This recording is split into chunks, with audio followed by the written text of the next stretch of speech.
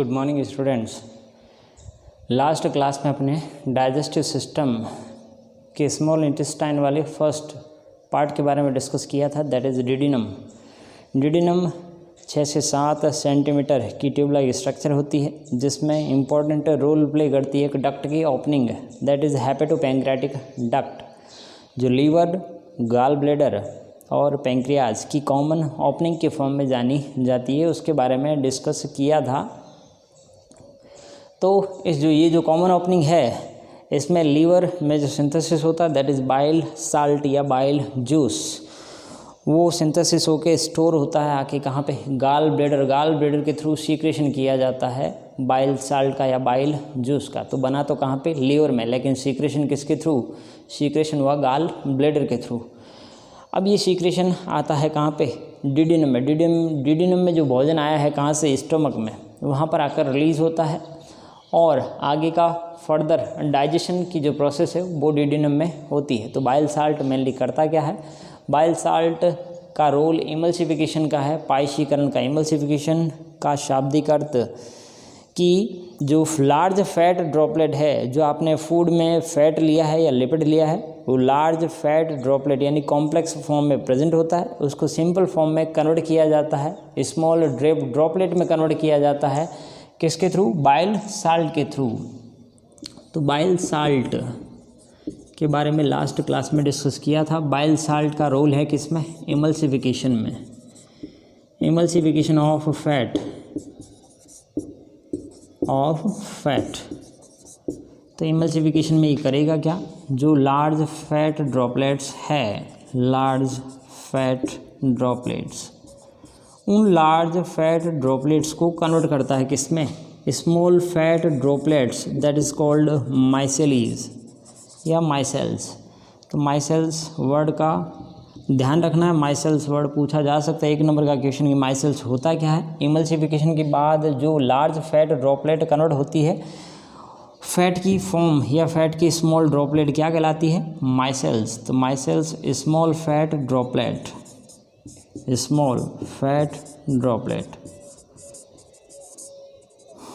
तो इसका रीज़न क्या है, इसका एम क्या है, इमल्सिफिकेशन क्यों किया, क्यों लार्ज फैट को स्मॉल फैट में कन्वर्ट किया, स्मॉल फैट ड्रॉपलेट में कन्वर्ट किया, ताकि इस पर माइसेलिस पर लाइपेज एंजाइम अच्छे से एक्ट कर पाए। लाइपेज जो लिपिड का पाचन करता है, पैंक्रियाज से रिलीज होने वाला पैंक्रियाटिक लाइपेज एक्ट करेगा और माइसेलिस को मोनोग्लिसरॉइड में कन्वर्ट करेगा,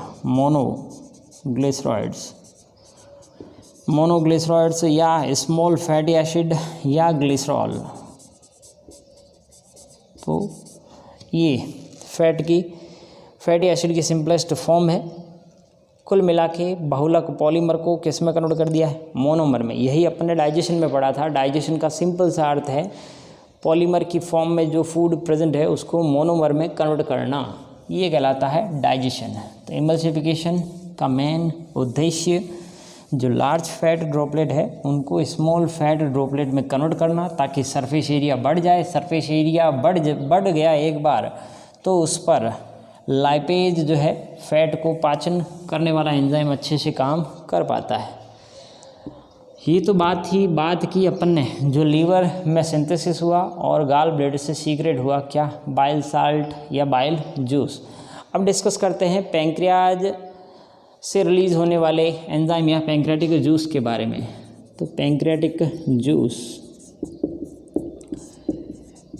जूस के बारे में बात करें तो पैंक्रियाटिक जूस की सिंथेसिस यानी बनना, पैंक्रियाटिक जूस बनता तो पैंक्रियाज में है और रिलीज़ भी पैंक्रियाज से होता। सिंथेसिस एंड रिलीजिंग दोनों प्रोसेस जो है कहाँ होती है, इन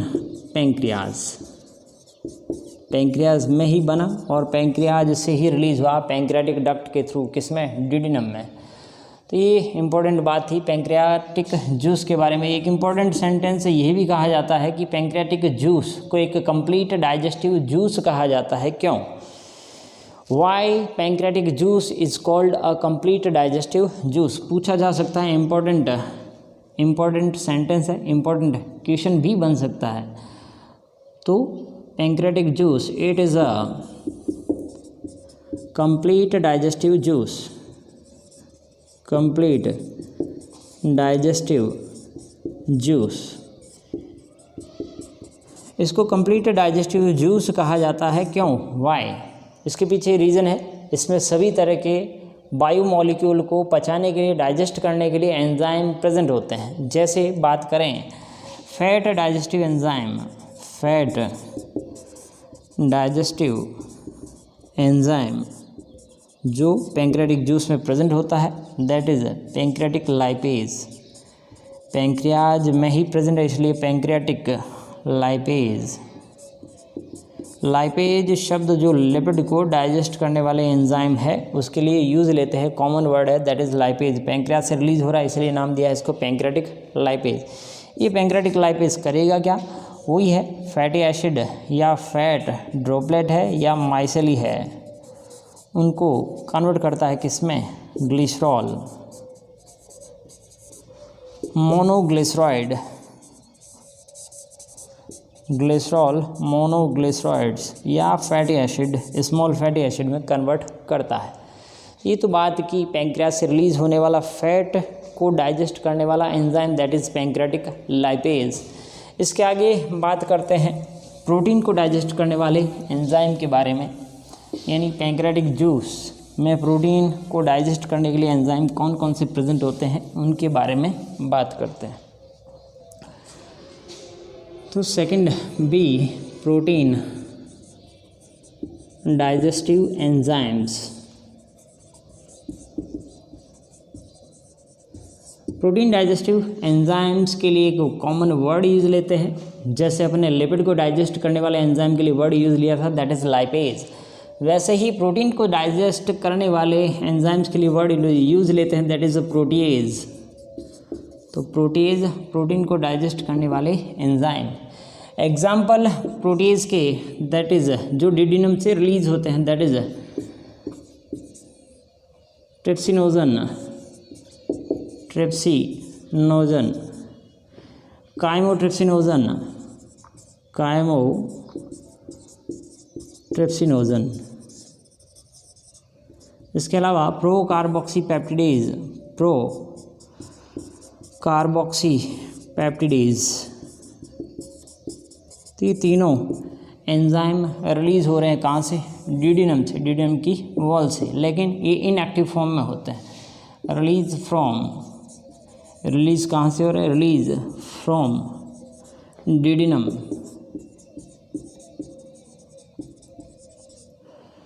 लेकिन ये सारे के सारे किस फॉर्म में है? इनएक्टिव फॉर्म में, इनएक्टिव फॉर्म्स ऑफ एंजाइम। कुल मिला के ये एक्टिव नहीं है, इनएक्टिव फॉर्म्स ऑफ एंजाइम है। सारे के सारे जो तीनों नाम लिखे हैं ये इनएक्टिव फॉर्म में होते हैं। रिलीज़ कहाँ से हो रहे? डिडिनम से। अब ये इनएक्टिव फॉर्म में इनको एक्टिव करने के लिए डिडिनम की वॉल से ही एक और एंजाइम रिलीज होता है, दैट इज़ एंटेरोकाइनेज। तो इम्पोर्टेंट एंजाइम है, दैट इज़ एंटेरोकाइनेज, एंटेरोकाइनेज। ये एंटेरोकाइनेज रिलीज कहाँ से होता है? डिडिनम की वॉल से ही। एंटेरोकाइनेज रिलीज फ्रॉम डिडिनम या डिडिनल की वॉल से, डिडिनम वॉल। ये एंटेरोकाइनेज करेगा क्या? ये एंटेरोकाइनेज, ये जो पहला इनएक्टिव एंजाइम है, इसको एक्टिव फॉर्म में लाएगा, दैट इज़ अ ट्रिप्सिनोजन। ये एंटेरोकाइनेज ट्रिप्सिनोजन को कन्वर्ट करेगा ट्रिप्सिन में, ट्रिप्सिनोजन को कन्वर्ट करेगा किसमें? ट्रिप्सिन में। और ट्रिप्सिन प्रोटीन को डाइजेस्ट करने के लिए एक्टिव फॉर्म होती है। तो ट्रिप्सिनोजन तो इनएक्टिव फॉर्म है, जबकि ट्रिप्सिन क्या है? एक्टिव फॉर्म है। एक बार ट्रिप्सिनोजन कन्वर्ट हो गया ट्रिप्सिन में, उसके बाद ये ट्रिप्सिन एक्ट करेगा, काइमोट्रिप्सिन और प्रो कार्बोक्सी पेप्टिडेज, इनको एक्टिव फॉर्म में लाएगा और फर्दर डाइजेशन की प्रोसेस कैरी की जाती है। उसके बारे में बात करते हैं।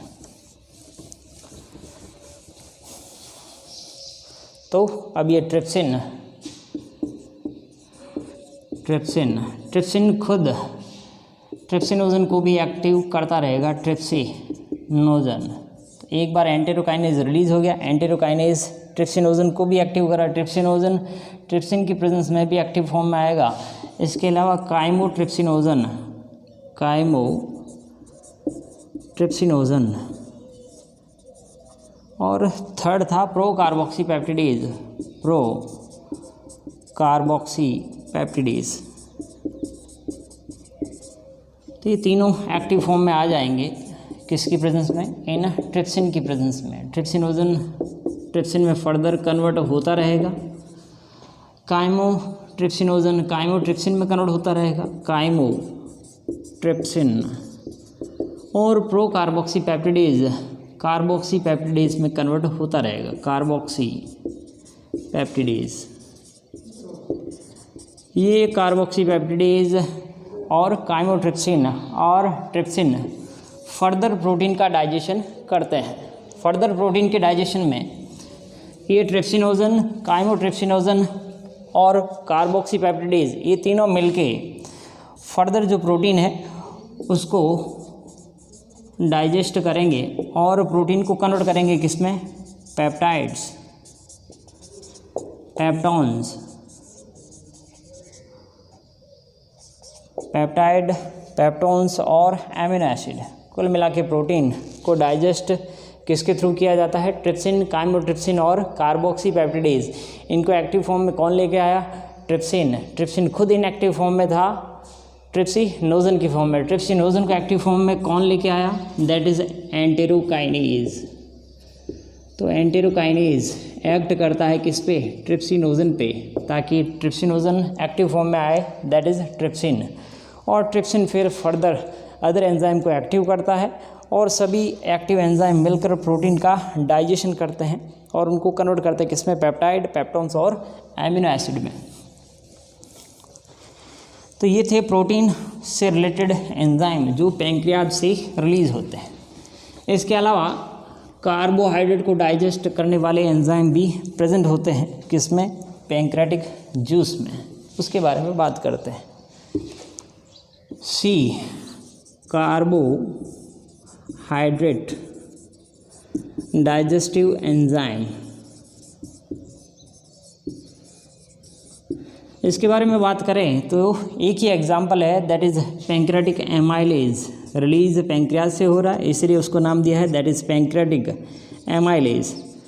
एमाइलेज जो एंजाइम है वो किससे रिलेटेड है, कार्बोहाइड्रेट से ही। तो ये एमाइलेज करेगा क्या, ये एमाइलेज कार्बोहाइड्रेट को कन्वर्ट करेगा किसमें, माल्टोज में। माल्टोज जो है मोनोमर की फॉर्म में कार्बोहाइड्रेट या स्टार्च जो आप फूड में ले रहे हो उसको कन्वर्ट करेगा किसमें, माल्टोज में या ग्लूकोज में। तो ये बात हुई किसकी, कार्बोहाइड्रेट को पचाने वाले एंजाइम की। उसके बाद तीनों आ गए, फैट आ गया, कार्बोहाइड्रेट आ गया, प्रोटीन आ गया।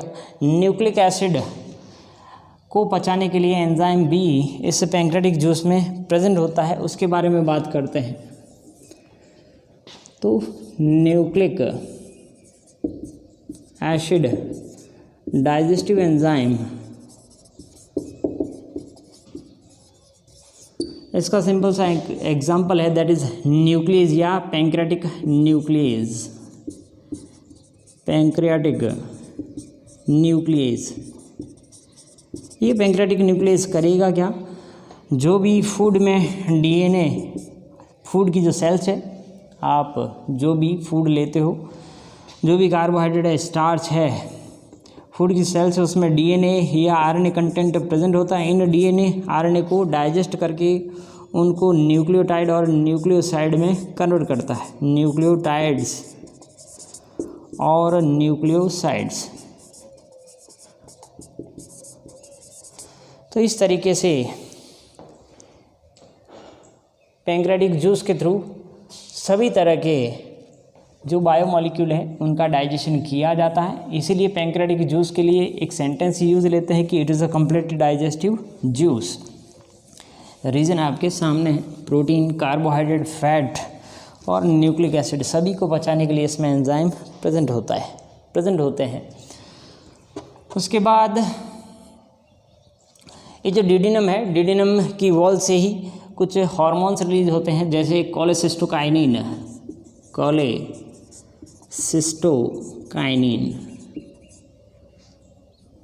कोलेसिस्टोकाइनिन और दूसरा hormone that is secretin.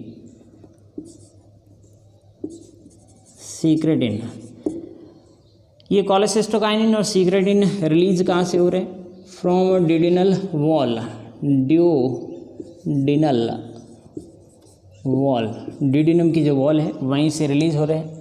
Cholecystokinin stimulate करेगा किसको? लीवर को, stimulate to liver and gall bladder, liver और गाल ब्लेडर को स्टिमुलेट करता है ताकि उनके जो जूस बनते हैं, जैसे बाइल साल्ट है या बाइल जूस है, उनका सीक्रेशन तेज़ी से हो सके। Stimulate to liver and gall bladder. इसके अलावा ये कोलेसिस्टोकाइनिन स्टिमुलेट करता है किसको? पैंक्रियाज को भी। Stimulate to pancreas, release pancreatic juice, ताकि डाइजेशन अच्छे से हो सके। और ये स्टिमुलेट करेगा किसके लिए? रिलीज या सीक्रेशन ऑफ बाइल साल्ट। और सीक्रेटिन के बारे में बात करें, सीक्रेटिन जो है, जो डिडिनम की एस सेल्स पाई जाती है डिडिनम की वॉल के अंदर ही, इन डियोडिनम एस सेल्स रिलीज या सीक्रेट करती है क्या? सीक्रेटिन। ये स्टॉप करता है आपके स्टोमक में चर्निंग मूवमेंट को। जब फूड स्टोमक से कहाँ आ जाए? स्मॉल इंटेस्टाइन के डिडिनम वाले पार्ट में, तब स्टोमक की जो मसल्स है वो रिलैक्स होना शुरू हो जाए, इसलिए सीक्रेटिन रिलीज होता है to stop churning movement of stomach, to stop churning movement of stomach.